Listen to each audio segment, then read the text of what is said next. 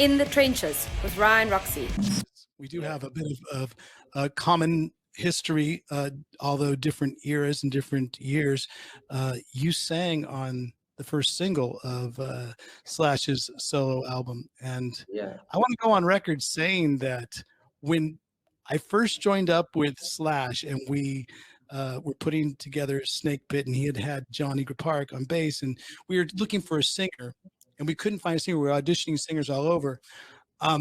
One of my suggestions to him was, like I said, Slash, I mean, you know everybody in town, you know every single rock and roller, you know, in history, everybody loves you. Why don't you get a different singer for each song, and we'll just put an album out with that? And he's like, no, I want to have a proper lead singer, you know. And I said, okay, no problem. We'll find that. When we eventually found Rod Jackson, but he definitely kept the idea in the back of his head. And I was happy to see that it you know, it came to fruition with you, because you played By the Sword. It was the first official single from the Slash album. You were on vocals. It was released in 2010. The cover was drawn by Ralph Steadman. I don't know if you have a beef with him either, but he's not. No, I don't have a beef with that. I'm just saying I'm joking. I'm joking. There's no beef at all. But what I did notice about it, because I watched the video as well when we were doing the research for this podcast, and it had a bunch of people that I know, some In the Trenches alumni who've been on. The bassist Todd Kearns, who's been on the podcast as well. He now plays in Slash's solo band. Bobby Schneck was the guitar player in that video, as well as Brent Woods on the drums. The video itself had a Road Warrior type of steampunk vibe, and it almost had a little bit of an Australian type of Road Warrior vibe. Would that have anything to do with your influence on this song, or how did that all come about? As for my influence on the song and how it came about, well, what happened was Slash sent me I think 2 demos of the riff, of various riffs, and I chose that riff. And it's funny, I was staying at Adam Levine's house at the time. That's when you should have seen that snakeskin photo. Yeah. And he had a guitar hanging up in the kitchen, and I just sort of picked it up, had the song on the laptop, and I think I just, you know, when you talk about writing songs and what you did and what you didn't, I think I wrote the chorus or something, but then I'm like, I think I wrote that bit, but I don't even know what you definitely were in the video, because I saw that. And how was that experience making that? I tell you what, I went to the Golden Gods the night before with Slash, Lemmy, Dave Grohl, and Dave. That was the night before you shot that video. Yeah, Dave Grohl was like, "Hey, come sit here, man." And he had a bottle of scotch to himself. He's just like topping it up, thrown into the deep end. And I think that next day, I could barely move. I was so hungover through that whole film clip. My head was freaking insane. The same. You did not introduce yourself to Alice Cooper, but hopefully someday you will soon. Yeah, and Alice, he was right in front of me, and Lemmy was in the corner of the room reading a book. The Golden God. He doesn't need to be there. He's at the Golden God. He's going to be in the corner of the room playing, video poker or pachinko at the Rainbow, where he's going to be reading a book. I love it. Yeah. Well, here's the thing. Did you feel that, doing that with Slash and then all of a sudden being thrown in with those guys, did that help, hurt, hinder in terms of Wolfmother's popularity at that time? Well, it was all just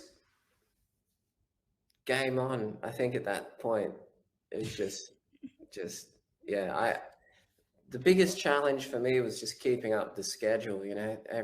Everywhere's just sold out shows, Europe, America, Australia, everywhere, just tour. All right. It was building the base that you have now. So yeah, I mean, I did cancel one tour around that time. I think I did possibly overdo it. I couldn't keep up with it, but I learned my lesson now. So Yeah. Good. I mean, no, sometimes you have to go through shows that do that to you.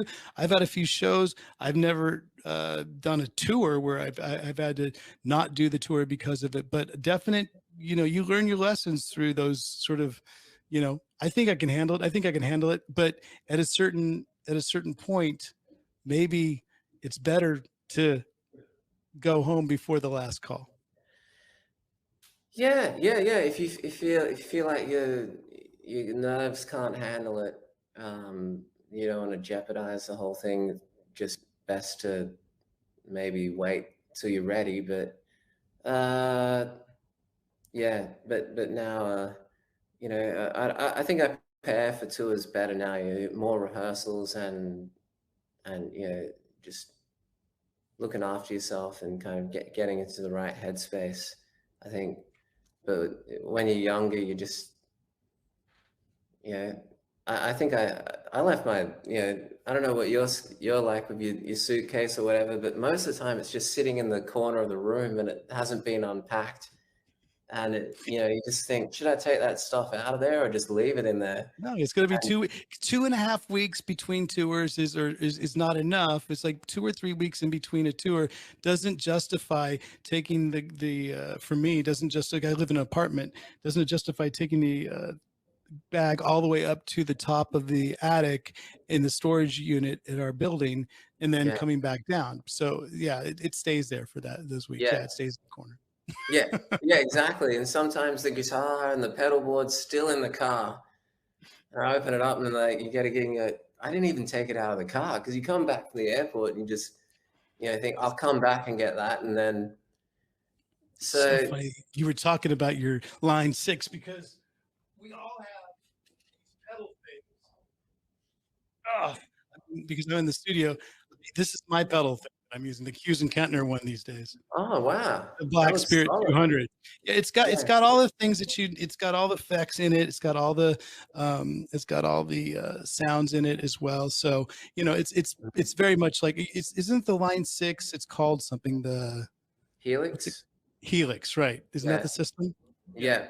The thing is, what gave me the confidence to do that too was like I'd be making a record and the producer would use a Line 6 Helix, like not even a new one, like an old plastic one from the 90s, and he'd do the bass for the whole record through one of those. Well, yeah, it's like those Sans amps that people like still to this day look for to get a distorted bass sound. It's like if you can find one from somewhere in the 90s, it was made a Sans amp, and I remember just getting the best bass tone out of it of all time. Yeah, and like when you see these big festivals, like we played this festival, I think somewhere in Philadelphia or something, and there's 10 semi-trailers at the back. It's pouring down rain. It's in like an amphitheater or something.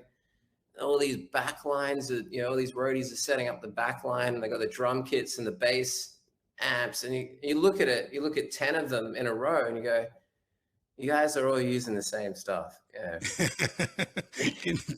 You're saying just have one co-op system? Is that what you're saying? Yeah, just put the backlight on the stage. Just looks good, and everybody shoot. Yeah, but I know what?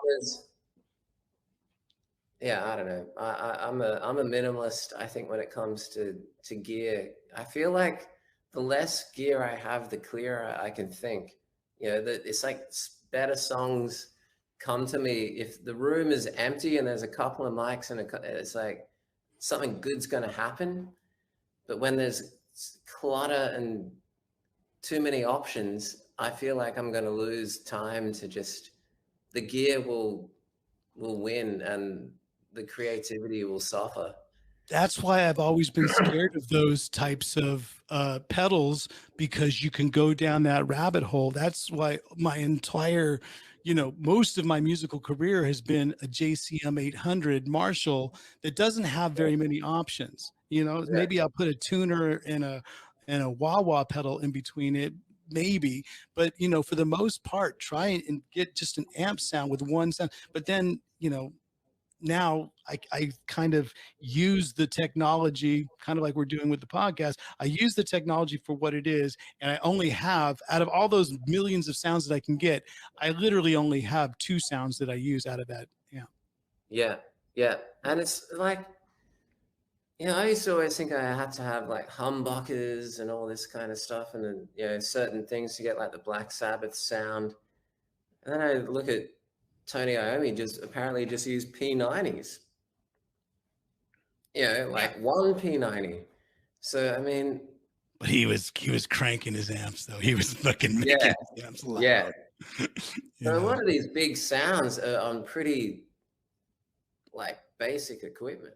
I'm Ryan Roxie, and I've taken all my years of experience of playing guitar, and I want to pass the torch of rock and roll on to you. Check out the System 12 guitar method. Get that feel guitar, boy, shaking